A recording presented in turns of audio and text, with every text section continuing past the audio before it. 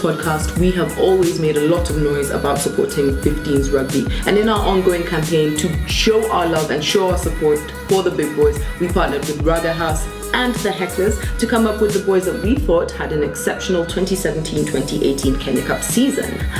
Without further ado, I'm Demi Badokia. And I'm Nara Kamuya. So how we're going to do this is it's going to be sort of a debate. It's not a list.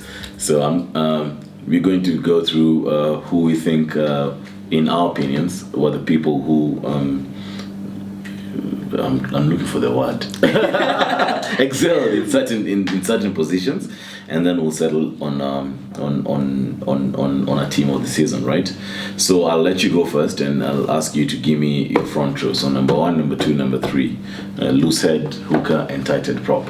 Who are your standard players for the 2017-2018 season? Sorry. My 1, 2, and 3. I have Dennis Karani of Impala. I have, this was a toughie for me between Peter Carrier and Edwin Oseko. But I feel Peter Carrier brought more to the table in terms of physicality and sheer just ruthlessness. And my 3 would have been Curtis Lelako from KCB. From KCB. Yes. So mine, this is going to be a hard one, I see. So my 3 is number 1, Oscar Sorano, hooker Peter Carrier, and my tight head prop is Asuman Mugerwa of Cabras. Okay. So that being the case, now Peter Carrier is a given. Yes, given. Number 2. Let's get over to Peter Carrier is a given. So we have to settle up on number 1 and number 3. Give me the why Dennis Karani? For me, I feel like, for a while, he's featured on the Kenya Simbas team. For me, that tells me that I'm not the only one who's noticed him. His physicality, the fact that, he understands the game. He's a very smart boy. Man. So, having a forward and a front row who understands the game and is physical enough, because you've got to be physical at that position. My only issue would maybe be, agility speed. At that point, you don't really care. So that would be it for me. For me, Oscar Sorano he's been very consistent over the season. The reason why I would pick him over Dennis Karani is because Dennis Karani hasn't really played the whole season, number 1. Oscar Sorano has been very consistent this whole season. He's played, I think, all but 1 game. He started, and remember, he was coming up against Moses Amsala, who's actually a more seasoned player. So that's why I think Oscar Sorano, in my books, he ranks there. His scrummaging was excellent. The physicality you talk about. I remember during the Kenya Cup final, somebody tried to pick a ball through his channel, and one of the fans made a comment, that guy needs to know that's Oscar. Like, he can't go through there. So that's why I think Oscar is the best guy. And for the other person, just to before you talk about Curtis, is Curtis is a decent player. No, not decent. He's a very good player. Above average player. But I think this year, Asuman Mugerwa for me at Cabras dominated his opposition each and every time. He's an excellent ball carrier, and just seeing somebody who's that ripped for a prop is normally tough. So that's why I have nothing against Curtis Lelako, but I'm just feeling myself, Asuman had a better season than Curtis did. I think when we look at Curtis and Asuman, you brought up the physicality. I understand, and obviously for a forward and for a front row, you've got to be physical. But I also feel like that boils down to genetics sometimes. Fine. Curtis may not be ripped, but he brings an aspect that I think a lot of coaches are looking out for, which is playing the gap and not playing the man. True. Fine. You'll find it's obviously an added advantage if you can be physical. But then what about when you're match pound for pound? Which is what happened with Cabras and Homeboys. And Homeboys weren't able to bring more to the table. You've got to have someone who can think, okay, what can I do if I can't do this? Because every once in a while you will meet someone who is stronger than you. So you need to be able to work to your strengths. And that's why I would have picked Curtis for 3. Actually, I think you've sold the argument. Because, and also there's the leadership aspect that Curtis brings. And I like the part where you say he plays the gaps and not the man, and he can play the man. Yes, he has the option of doing either or. Yeah. So fine, we're settled on number 3. So we're settled on number 2, number 3, number 1. And Dennis Karani. I think, honestly, in as much as, I still think Dennis Carney is a very good player. Yeah. Also, the fact that Oscar Serrano is slightly leaner.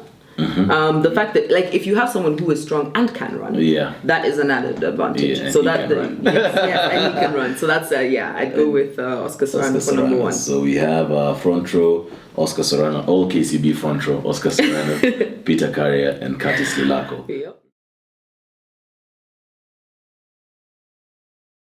We go to our next position, which is the engine room, and that's the second row. Who did you have for 4 and 5? Ooh, 4 and 5. For 4, I had Davis McCurry and Oliver Mangeni. Oh, for 4 and 5? Yes. Okay. And I also had Rainer Omondi and Andrew Chogo. Yes, which were tricky, but I would go with Oliver and Andrew. I have, again, Oliver. The reason why, and it's not because Oliver is not a class player, it's just because Oliver hasn't featured a lot this year. He came because he has migraine issues, so he started playing late. But for me, I think that one person that is on everyone's lip who's had an exceptional season is Nick Ongeri. Oh yeah, KCB at number 4, and my number 5 would be Andrew Chogo. So we agree on Andrew. So we agree on Andrew. The issue now is number 4. Davis McCurry, not really for me. Because number 4 is your typical ball carrier. Yeah. He needs to be powerful, needs to be physical, and look, McCurry is old now. He's fairly old. He's not that old. He's not that old, but compared to the other guys. I actually think Oliver might be older, but okay. No. McCurry is older actually than Oliver. Oliver is 30 years. Oliver they're the same. Actually, McCurry finished high school in 2002. He's young. He's young. Don't push it. No, actually, I had this conversation actually after the last time we were talking about ages. We were talking about Duncan Akasi, I think, and McCurry, and I asked him how old he was. And that's the only reason I'll challenge you on that. McCurry finished high school in 2004. That would be 2 years older than me, so we'll put him at 32 years. Anyway, moving on swiftly. Smart, but okay, moving on swiftly. So I think, to me, Nick Ongeri is the guy everyone is talking about at number 4, and I'd have him there. Davis wouldn't feature in my list. Rain, I think, has some time. We still need, he still needs a little bit of time. I think he's shown a lot of potential for a young guy, but he needs a little more experience. But he just popped into my mind. Okay, fair enough. So we are set on Andrew Chogo. Yes, we're set on Andrew Chogo. So it's between 4. Oliver Mangen, and Nick Ongeri. Oliver Mangen is not your typical number 4. He's more of a line-out option. He's not a ball carrier.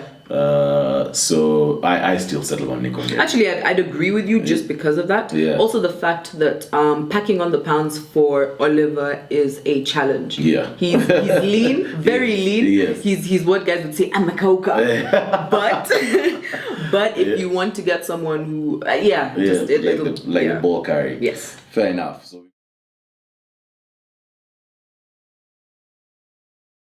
Fair enough. So we go to the back row movement, 6, 7, and 8. I have at 6. I have Dalmas Chitui for Homeboys. At 7, I have Peter Misango of Queens, and at 8, I have Peter Waitere of KCB. Okay, 6. I've got Anthony Mutai from Harlequins. 7, I've got Davis Chenge from KCB, and 8 was a tricky one. It was between Max Sadaka, Peter Waitere, and Paul Mutsami of Impala. That one. I would go with. Can we just do 6 and 7 first? So 6 and 7. The reason why I haven't watched too many of his games, but I've sat down and talked to very many guys who actually have watched his game, and everyone is talking about an excellent season Dalmas Chitui has had. I remember when we put up the post on who should be the player of the season, one person actually commented Dalmas Chitui should be in that list. So I think he would be my number 6. Peter Misango, he's been the outstanding player for Queens, and by that we've even seen him finish as top try scorer of the season. That's why I'd pick Peter Misango, and in a rather lackluster season for Queens, I think he's been the standout player. So my 6 and 7 would be Dalmas Chitui and Peter Misango. Tony Mutai, the reason I would not choose him is because he's been switched between 4 and 6 a lot. So he'd not be in my list. Davis Chenge, his back rows for me, are people who contest the breakdown. Davis Chenge carries ball too much, so that's why he will not be in my list. But look, it's my list. Yeah. So my 6 would be Tony because I feel like on a one-on-one, he'd be your pick. Like for sixes, he would be your pick almost all the time. Also, the fact that if your lineouts are not working with anyone, you can use him as a lineout option. Okay. I like versatile players. Yeah. It's good to specialize, but in the need, like if you get to a point where you need someone to change position, it's good to know that you'd rather use him for something else and drop him. True. With your other options, you'll use them, but then if you have someone who plays that position better, there's nowhere else you can use them. Like you'll struggle to find something else. So for me, being a versatile option and bringing that maturity to the team, I would go with Tony. Actually, I do agree. You've sold your point. We have Tony Mutaya at number 6. Number 7. My 7, the reason I go with, honestly, he's just built like a house. Yeah. Like, in as much as, you'll say, yes, he carries ball too much. He can. Yeah. Like, he has the capability to keep carrying ball. And I mean, once he's hit you once, you don't want to stop him again. That's he's good on the offense, but on defense. Like when you need somebody doing the dirty work. And your number 7 needs to be the person doing the dirty work. Yeah. And that's why I would not. Actually, as a flanker, your defense needs to be on point. Exactly, your defense needs to be on point. So that's why I would not choose Davis Chenge. That's why Peter Misango does the dirty work. Yeah. And somehow he's been able to convert to tries, which is shocking. Yeah. So I'd go with your option on that. We're agreed. Okay, fair enough. And 8 is where I had 8 you had Max Sadak and Peter Waitere? Yeah, and Paul Mutsami. Okay. I would also go with Peter Waitere, to be honest, because Paul Mutsami packs a punch. Yeah. A big punch. Yes, a big punch. And I like the leadership that obviously Max Sadaka brings to the team. Yes. And the physical. I mean, half of it is mentally. Yeah. I mean, I might shout a million things just like Georgia Sin does. Yeah. And I'll get into your mind, and he does that very well. Yeah. But in terms of performance and I mean, you don't really see forwards a lot. Yeah. For us to see you have done a lot, and we have seen a lot of Peter Waitere. Yeah. So we agree, Peter Waitere.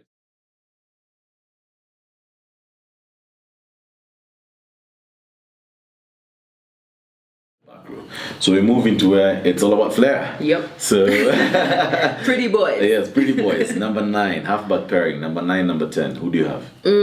I have at 9 Achayo, Edwin Achayo, and at 10 it was a tricky one between Mohamed Omolo, Anthony Nyandegesi, and Neto Simiyu. But I mean, honestly, just without a doubt, if they each had a good day, you cannot compare to Neto Simiyu, for me. Fair enough. Number 9, I'd actually chosen Mohamed Omolo, but I'll actually switch. I think Edwin Achayo has had a very good season, and he's resurgent. So we agree at 9. Edwin's Achayo. Yeah. Number 10, the reason why I'll not agree with you is Neto Simiyu hasn't really played this season. He's played 1 or 2 games. My number 10, by the way, I chose Kevin Keegan because of consistency. Keegan has been on top there. With I don't think there's been any other consistent flyer in the Kenya Cup this season. His only bad game, unfortunately, the most important game. Yeah, well, you see, that's where I was like, okay, well, it's the most important game, but he's the one who's gotten. I remember when we went to watch Cabras versus Queens. Yeah. It was his poise, it was his calm, it was his nature that got Cabras over Queens, and I think that has been. In all the games, even in the semi-finals versus Homeboys, when you talk to many people, everyone agrees that Queens lost a brilliant player in Kevin Keegan. And I think at Cabras. And look, we always say a flyer's job is to create chances. For your backs. Look, John Moore has had an exceptional season. Maybe because of playing off 12 of Keegan. Maybe. Yeah. Anthony Nyandegesi, the reason why I'm not selecting him is because he's not an out-and-out 10. He was just thrown in there to fill the gap because Impala didn't have a 10 on it. Actually, that's why I picked him, because when he was put there, he did perform, but I do understand where you're coming from. Yeah, I remember this one game he was sent off versus Nondes. So that's the other reason. Mohamed Omolo, for me, was more of a 9. And then, unfortunately, he... in the most important game again, he didn't start. Why, I don't know. But Mohamed Omolo for me was number 9. So anyway, I do agree with you. Edwin Achayo at number 9. Number 10 is where now we have...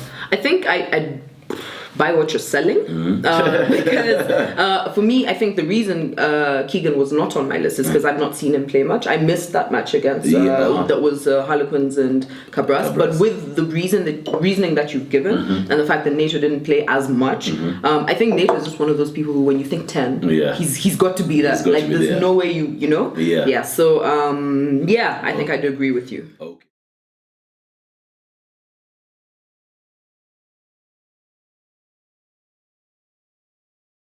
Okay, so we move quickly. I think we're short on time. Yeah. We move quickly to the center pairing. Yeah.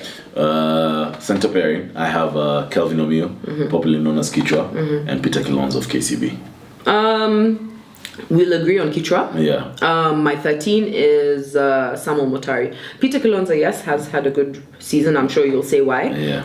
For me, I think I like the fact that Samuel Motari is fast, but he's also powerful. Powerful in the sense that, like, just even when you look at him, I don't know. I've never loved skinny players. I'm sorry. It's a thing. It helps if the more you've got on you, if you can carry your weight and you can run, I'm good with that.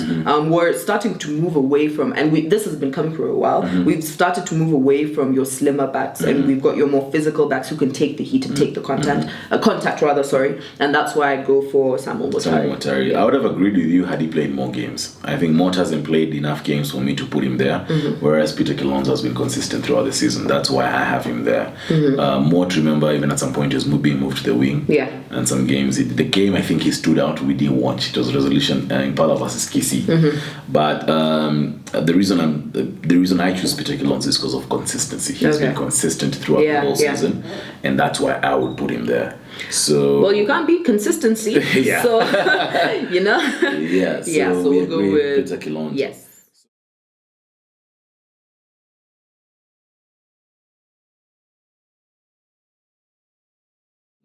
So now for your wings, not wings, back three. Yeah. Back three pairing. Yeah.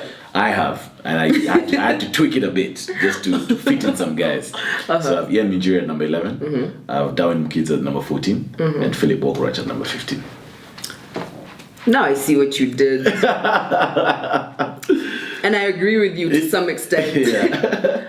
I would go with Darwin at 14 because I wouldn't want to lose that. Because you don't want to lose him. Yes, and I'd go with Philip Walker at 15. Okay. Because with those two, I mean, can we just give Philip citizenship? Anyway, Unfortunately, he's already played for Uganda. Of course, so. And my 11 though, this is a toughie. I mean, between Jack OJ and Ian Minjiri. Yeah. That is a very tough one because while Minji has your flair, you know, he'll twist around people. Yeah. OJ understands his position. Yeah. He has played. I think I've normally you'll see him at 11, and even playing for the Simbas, you'll see him at 11. Yeah. He's not your biggest player, but he takes the contact when need be, and he's not a pushover. Yeah. And that is why I would go with Jack OJ. The only reason why I know Minji would beat Jack OJ is defense. There are very few players who can, and backs who can defend the way. In my book, it's two backs. It's Ian Minjiri and Samuel H. Those 9-7s. And that's where I think Ian Minjiri gets it over Jack OJ. He's not really. He's scored a couple of tries this season. Ian Minjiri, that is. But it's his defense, especially like in the game against Queens. I remember that game. Yeah, it's his defense that really stands out for me. So that's why I'd be adamant on choosing Ian Minjiri. I would like to. I think the fact that I've not seen Jacob OJ play as much as I've seen Ian Minjiri, so I agree with you in terms of defense. I don't think that OJ is not as good at defense. It's that I have not seen him enough. I think also just with the outfit that, to be very honest, the outfit that KCB has, you don't get to see OJ defend as much. By the time someone gets to OJ, he's been tackled by someone else because they just got a million guys working on the pitch. So just from that perspective, yes, I would. I don't want to agree because it's a little unfair. Like you're losing because we didn't see you. But I would go with Minji just because of that. He's gotten more time for him to express himself.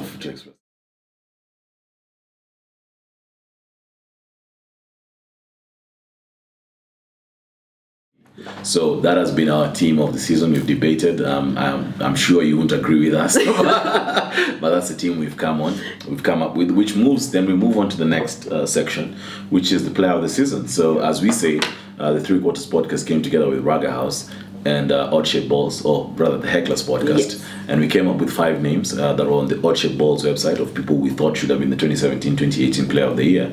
These names were Mohamed Omolo, Peter Waitere, Ian Minjire, George Nyambua, and Darwin Mukidza. Well done to them. Yeah, well done to them, by the way. Now, we talk a lot when we say how we support these boys and we support 15s, and the flagship product of 15s, I think, in this country is Kenya Cup. Mm-hmm. And us guys want to put money where our mouth is. Like we are all about supporting these boys. We're just not about talk. We're about supporting these boys, and therefore you were supposed to vote for who you think should have been the player of the season, and our work was to announce. And whoever was going to be announced as the winner, we have the results now. Whoever's going to be announced as the winner, of course, we've come together and we've changered a bit, which is what we do in Kenya. And there's going to be a small cash incentive for the person who wins, Kenya shillings 20,000. So I'll go to the results straight in to keep it short. Mohamed Omolo, with 12 votes, unfortunately. I should have told you guys to vote. So it's it translates to 4%. Peter Waitere with 11 votes, again translates to 4%. George Nyambua, unfortunately 3 votes, translates to 1%. And which is shocking for me, Darwin Mukidza with only 10 votes translates to 3%. We had an option for the others. If you thought there was another person who was not in that list and should have been on that list, we had another option for that, but it was only 3% with 8 votes. So that automatically means that as voted by you guys, the 2017-2018 Kenya Cup Player of the Year is Ian Minjire from Resolution Impala Saracens with 85% of the vote, 259 votes. So congratulations to Minji. I think he does deserve it. The way I look at it, he's had a very good season, number one. And number two, knowing where Minji has come from. Mm-hmm. He missed the whole 2016-2017 season because of a hamstring injury. During the 7th series last year, it was a recurring injury. Exactly. And for him to play through that and put up the performances he put up, I think about Queens versus the first Ngong Derby, Queens versus Impala. I think about the playoffs, Impala versus Queens. I think about Impala versus Nakuru. Mm-hmm. He had very good games. And I understand why people have come up and said that Ian Minjire is the one who's won. I don't know what you have to say about it. I'd agree. Yeah. But you guys, the rest of you, your friends, do they not like you? No, but well done. You can't take it away from him. Yeah. I think everyone who was on that list deserved to be on that list. Yeah. And of course there are many, many more. Yeah. So for everyone who's playing, keep upping your performance. You're being noticed, you know, and you never know. Yeah. And yes, there's cash. There's cash, and we want to make this a running thing. We want this thing to be done each and every year. We want our players to be recognized. I look at how they do it in the West. I think about how football come up with their Player of the Year. I think about how the NBA choose their MVP of the season. And these guys are always recognized by the corporate organizations, by the fans, by each and every person who's watching the game. So as we continue sensitizing you guys about 15s rugby, we are going to keep doing this every year. Kenya Cup Player of the Season. We're going to do also Player of the Year from Kenya Cup and all this. But we'll be focusing on Kenya Cup Player of the Season. Hopefully it encourages the people who are watching this to come to the stadiums to see the kind of performances we have. Because the work they put into, as the player, it's you put in so much work, you invest so much of your time, your money, your everything. You can imagine, the training sessions these guys have to attend. So they need to be recognized. They need to be recognized. They need to be recognized. People need to recognize them and see that the effort that these guys are putting in. And as Damima said, everyone in this list deserves to be in this list, and there are many more guys. Unfortunately, we could only come up with 5 guys. But for Ian Minjire, congratulations, and I guess you spent the 20,000 bob wisely. I'm Ngaro Kamwea. And I'm Damima Duffield. See you episode 65? Yes, 65. Cheers, guys.